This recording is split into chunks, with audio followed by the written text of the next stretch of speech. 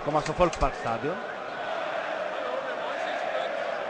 Χαμένη παλιά από τον Ράκιτιτς και τώρα το ανώβερο στο προσκήνιο. Με τον Πίντο. Τρέχει ο Φαρφάν να βοηθήσει, ο Τζόουνς μάλλον να βοηθήσει.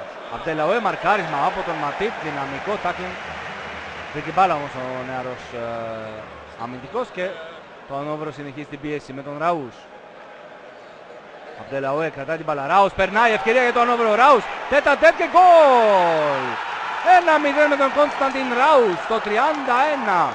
Δεύτερη σερία αγωνιστική που σκοράρει ο νεαρός. Ψυχρολουσία για την Σάλκε. Και πάλι εδώ. Ο Ράους έδωσε την πάσα. Αμπτελαουέ. Ωραία κίνηση πάσα στο ρυθμό του Ράους. Στην κίνηση. Ο Αμπτελαουέ.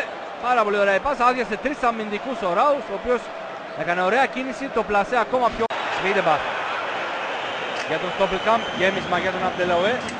Απομακρύνει ο Ματίπ. Μέτσελντερ. Δεν μπορεί. Κατεβάζει ο Στόπλκαμπ. Η πάσα δεν βγαίνει. Κόντες. Αμπτελαουέ ευκαιρία. Το γκολ. 0-2. Μετά από τα τραγικά λάθη στην άμυνα της Σάλκε, ο Μοχάμετ, ο Μάκατ, άναυδος στον πάγκο του. Εδώ το γέμισμα ο Ματίπ, δεν μπορεί να απομακρύνει ο Μέτσελντερ αν είναι δυνατόν.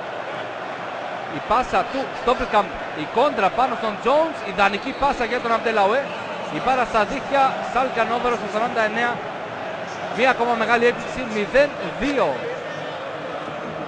82, για να δούμε τη Σάλκε τώρα, αν μπορεί να απειλήσει, περνάει μπάλα κεφαλιά, γκολ.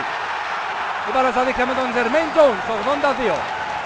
Μειώνει η Σάλκε και παίρνει πάλι στο παιχνίδι.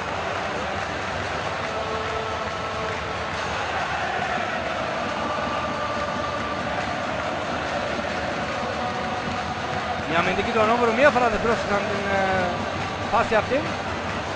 Στημένη για την Σάλκε και ήδη ήρθε το γκολ. Εδώ με τον Τζόουνς. Ο Μονάχος, τρεις παίκτες μάλιστα.